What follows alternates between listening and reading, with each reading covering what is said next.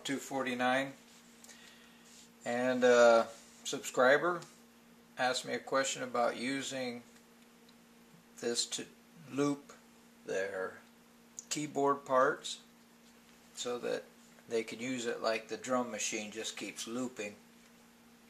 And it can be done, but it's not quite as easy as the drum machine. If you just copy it onto a track, you can set it up to loop a lot easier. If you have it as a WAV file, it's a little more complicated. Really, if you were wanting to use a looper on a regular basis, I would suggest buying a looper rather than using this, but this will work for that. I'm going to try to run you through this. Use your USB port, plug it in the back and plug it into your computer. I'll show you a computer shot here in a minute. Hit your shift and 3, says USB, and it says USB mass storage, and you enter that, and what it does is it starts making the connection back and forth. Now it says USB mass storage. Now you're connected to your computer. I'm not sure if you can see this very well, but over here it has your HD user E, and it also has F. But what we want is our project number. Right now we're on project 19. So what you do is you would click onto 19, and inside 19, double click on it, sorry. There's an import file right here. And you take a WAV, which is what I have because I have Windows.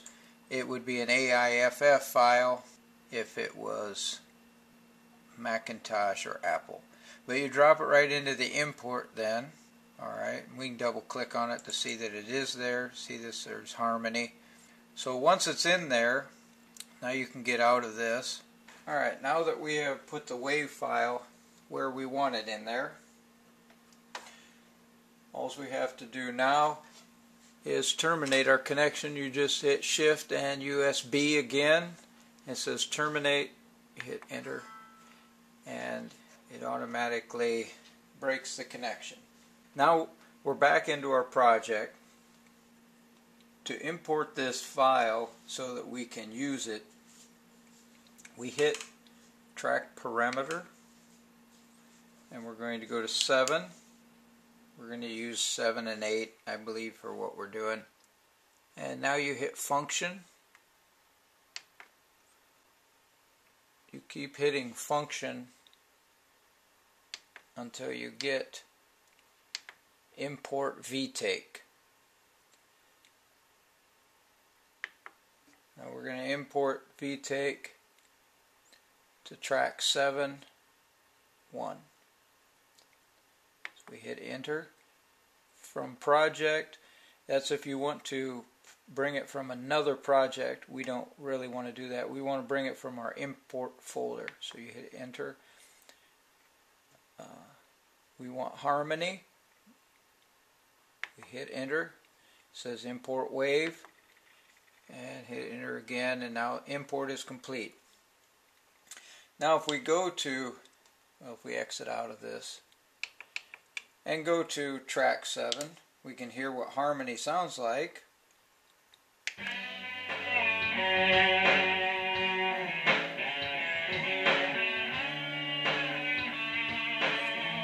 Okay.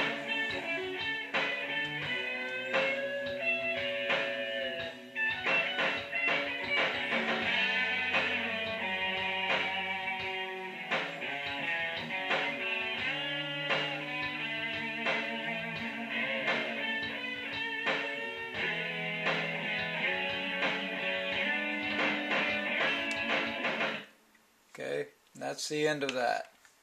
It lasts 33 and 4 seconds is my guess. So, I'm going to remember that. In fact, I'm going to write it down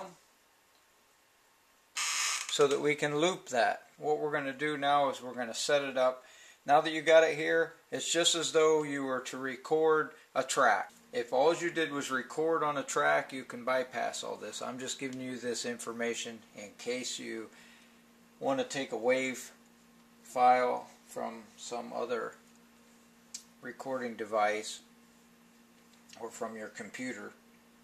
Now that it is on a track, we are going to make it into a loop using a system that has been developed by Zoom called FAST.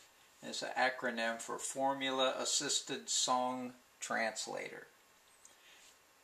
And it's a lot of jargon, but it's their way of being able to loop things. So what we're going to do is we're going to loop this track 7 that we already have here. Well, how to do that? You hit Project Utility. You see it says Project. We're going to bring it over to where it says Phrase, and we'll hit Enter. Now this is one that's set. It's number 0, one that you can't change, so we want an empty one. That one has one because I've already done this before. We have one now that says empty. It's phrase number 2. So after you bring up your empty one, you hit Project Utility again, and now it says Import. Once you have this track set up, what we're going to do now is put it into the phrase pool. Once it's in the phrase pool, then we can tell it how many times we want that phrase to play, or we can even link them with other phrases. We push Project Utility, and what we want is phrase. Press Enter, and 0 can't be changed, so we don't want that. This was another phrase that I did. Phrase number 2 says empty, so that's what we're going to take. We'll hit Project Utility one more time, and it says Import on your second line, and what we're going to do is we're going to import this into the phrase. Import from take, and basically all that's saying is we're going to take it from within this project, because we put it into the import folder on this project. So we hit Enter. Import source for the track is 7. We're going to start at 0, and we're going to end it at our 33.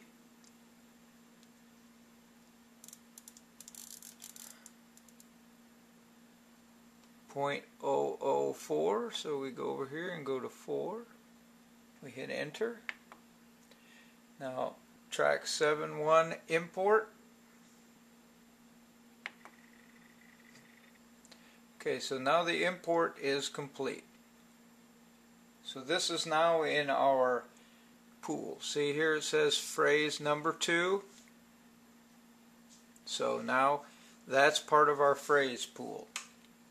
We can now manipulate this phrase number 2. And the way we do that, we'll exit out of that. We go back to our Project Utility. We go into phrase number 2. We hit Enter. Oh, I'm sorry. We hit Project Utility again. Now what we're going to do is we're going to create, hit Enter, track 8.1, and we're going to do loop number 2. We hit Enter. If you put any information in there and you want it out, you just hit Edit, and it erases the one that the cursor's on. So what we're going to do now, we're going to tell it how many times we want it to play. So we're going to say 2 times 3. And we hit Enter. Now it says adjust off. Adjust off right now is so that it stays exactly as you recorded it.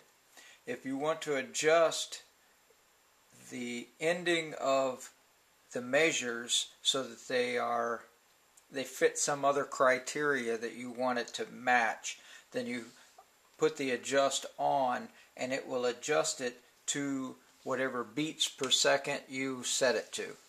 But we're going to leave it off because we're just going to play that one through 3 times. So we hit enter. It says, are you sure you want to create it? Yes, we do. We hit enter. Now it is creating that phrase. So now if we go to 8, we have to exit out of that. So now if we go to our track 8, it should play through 3 times. And you can set it up to play however many times you want to, or you can link other phrases together. So you can write a complete song in sections and link them all together using that. So it has multi-purposes. We're just now coming to the end of one time through.